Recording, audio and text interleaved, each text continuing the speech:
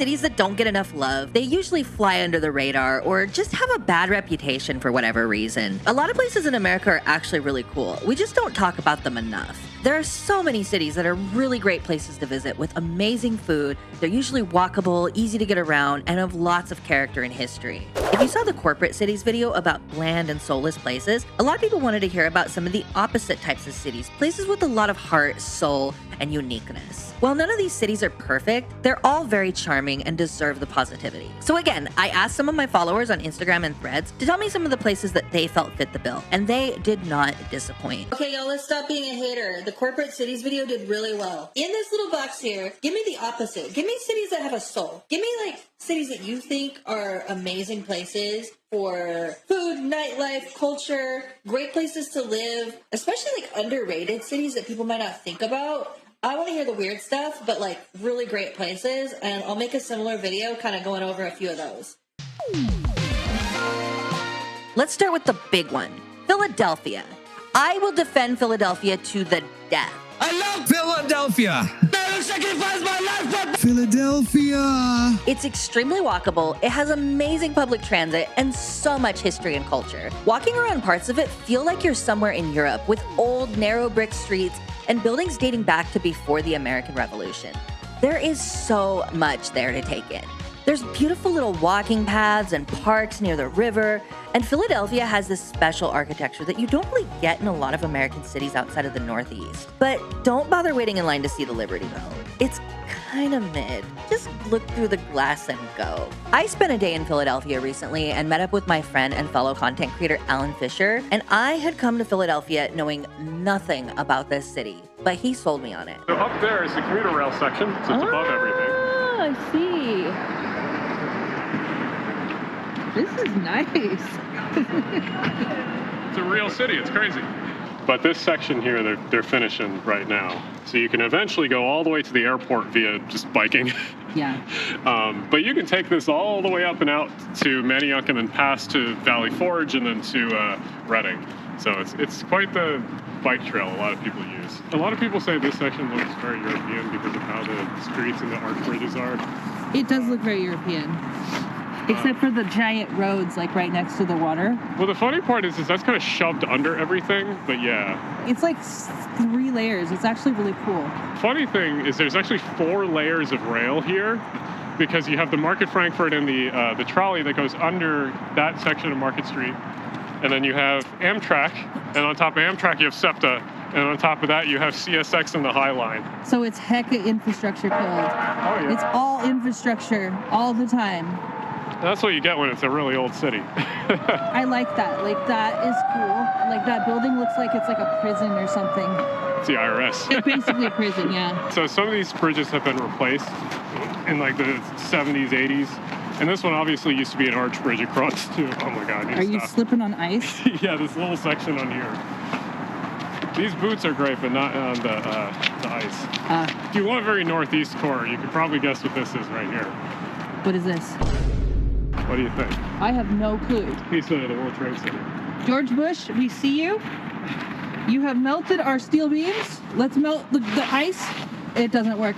You can't see the plaque. God bless America. Thank you for keeping us safe. Thank you, George Bush, for defeating 9/11, for defeating the terrorists. We always remember the buildings that you helped demolish. Why is this in Philadelphia? Nobody knows. Oh, a bunch of cities got these. A bunch of cities got these. A bunch of cities got them, but nobody knows. That's why this is the monument dedicated to 9/11. Pretty much any type of food you could possibly think of is here. Kind of neat. This is the like meat. Yeah, this is cool stuff. Every time you have to say let's meet somewhere in Reading Terminal, you say let's meet at Philbert or something. Ah, cute. Yeah. Not even the real Liberty Bell. From the people of Britain, 1976. The people that we defeated, that we broke away from, that America said, F you to imperialists. Sometimes you fumble a baddie so bad that you think about him still. So. Relatable. Look at this. That's right, Britain. You could have had a bad bitch, and you left us with this? This knockoff Liberty Bell? No. And Magnetic North in 1682 was a little bit off, as you can actually see the actual true north.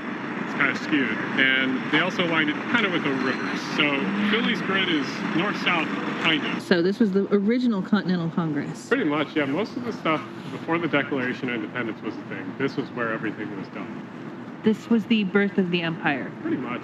Yeah. That's cool. Remember your humble beginnings. Remember your humble beginnings, guys. You too can become the most powerful military in the world.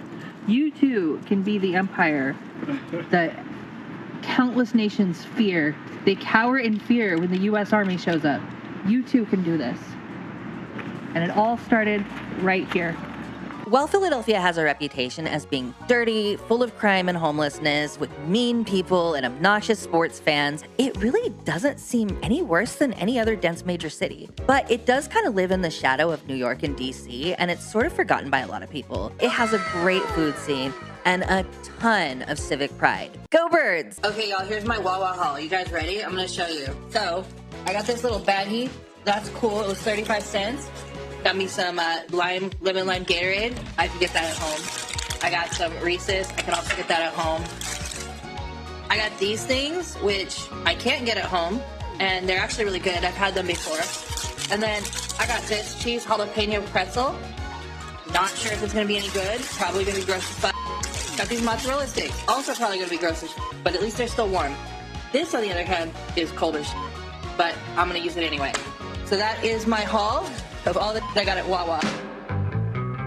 I'm probably going to get a lot of pushback on this one, but please hear me out. Oakland, California. It has one of the worst reputations of any major city in the entire USA. Having lost all of its professional sports teams, the mayor being recalled and charged with federal crimes, and then dealing with a housing crisis on top of that, it has its share of problems. But if you actually spend any time there, you'll know that most of that's a little sensationalized. The lake is beautiful and it's a joy to walk around. While it does need a little cleaning up here and there, it is always alive almost every day. Anytime you go out, you'll see people walking their dogs, exercising, playing music, just having fun. Lake Merritt is the beating heart of Oakland. Most of the central areas of the city are some of the most walkable in the country, and the bus system is surprisingly good, and BART covers most of the city.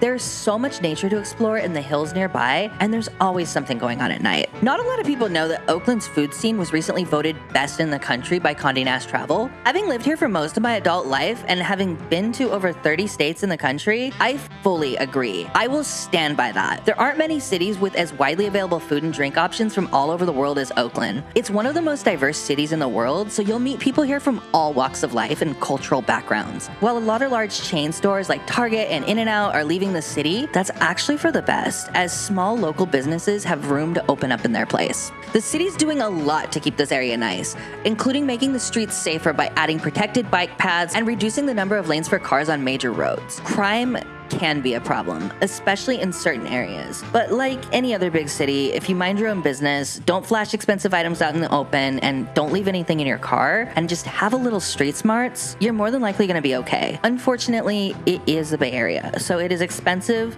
and crowded. Oakland is a little rough around the edges, but it's got a lot of heart and soul, and it's survived many waves of gentrification and decline, and mostly kept its vibe. It has a very strong history of activism, especially in the civil rights era of the 1960s. It was the birthplace of the Black Panthers. The free speech movement started next door in Berkeley, and whether you agree with it or not, it's always been on the forefront of progressive politics in this country, even to this day. Oakland's been home to a bunch of different music scenes, from the hyphy movement of the 90s and 2000s, and tons of famous people were born here or lived here. Lover or hater, it was the birthplace of the first female vice president of the United States. You think you just fell out of a coconut tree?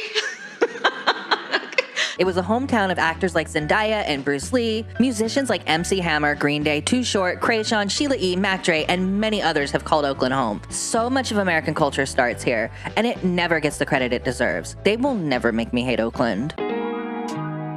Madison has often been touted as sort of the perfect medium-sized city.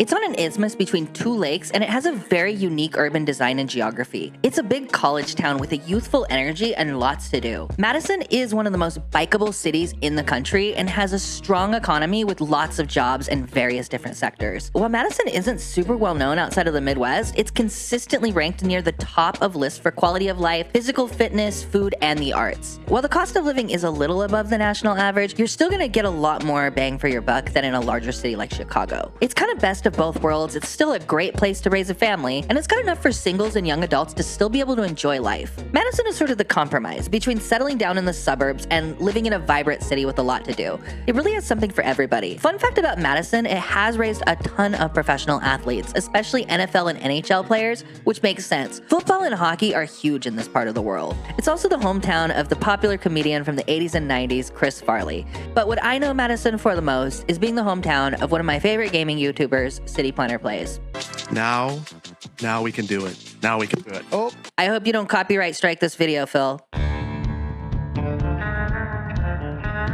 Now let's talk about Santa Fe, New Mexico. It's one of the oldest European settlements in the country, and it has such a rich and vibrant history. It was founded in its current incarnation in 1610 by the Spanish, but it's been continuously inhabited by indigenous peoples since at least the 900s. The old town has a beautiful adobe architecture that's a mix of Spanish and indigenous styles. Santa Fe has a proud centuries-long tradition of being what's known as an arts city. As far as public transit goes, it has an okay bus system, and there's a commuter rail with service to Albuquerque, but it's not widely used, and it's been criticized as being an expensive waste of resources that could have gone towards building bigger, better, and wider highways. Please, Robert Moses, if you can hear us, Robert Moses, please save us, Robert Moses. Save Santa Fe from big transit. Not gonna lie, that sounds hella cool. Let's get this bread. Anyway, let's get on to the honorable mentions. Richmond, Virginia. I love Richmond, Virginia. I thought about including this in the list, but every time I say something good about Richmond, Virginia, people from Richmond get mad at me and say, no, it sucks. Don't come here. Sorry, Richmond. Richmond rolls. Go to the Cobra Cabana. That place is great. Richmond is the best. Plus, Richmond has a cute little suburb about 30 minutes away called Goochland. And if you've seen my Day in the Life videos, you know who Gooch is. Eugene, Oregon. A lot of people said Eugene, the Big E, home of the University of Oregon. The thing about Eugene is it's a little too prominent. Eugene is kind of up there in those top tier cities like LA and Chicago and New York. We can't possibly live in the same Eugene, Oregon. Well, Ron, if we don't, I feel bad for you. The Big E I know and love is full of a very tough, yet forgiving people. Lancaster, Pennsylvania. A lot of people said Lancaster, Pennsylvania, and I almost put it on the list. It's this like really small town in the middle of Pennsylvania, but it feels like a big city. It's very, very dense. It's got a beautiful little walkable downtown. There's a lot to do there, but I couldn't pass up Philadelphia. Sorry, Lancaster, but you get an honorable mention. Another one people said was Vallejo, California, and same thing. It got a little overshadowed by Oakland, but Vallejo's got beautiful scenery. It gets a terrible reputation. It's always seen as like this shitty, cheap place. Vallejo's a cute little town. Lots of artists there. Lots of famous musicians come from there. It is really the heart and soul of the Bay. And a lot of things I said about Oakland can also apply to Vallejo. Charleston, South Carolina got a lot of mentions. Charleston has a cute little old town. Like a lot of old southern cities, Charleston does have a bit of a controversial history with a lot of buildings dating back to and being used back in the time of slavery. But Charleston is still a very cute city. Same thing kind of goes with Savannah, Georgia. Savannah, Georgia is one of those old South type cities with a lot of cute historic architecture. It's very similar to Charleston in that regard. The American playwright Tennessee Williams once said, America has only 3 cities: New York, San Francisco, and New Orleans. Everywhere else is Cleveland. New Orleans is its own thing entirely. There's no other place like it.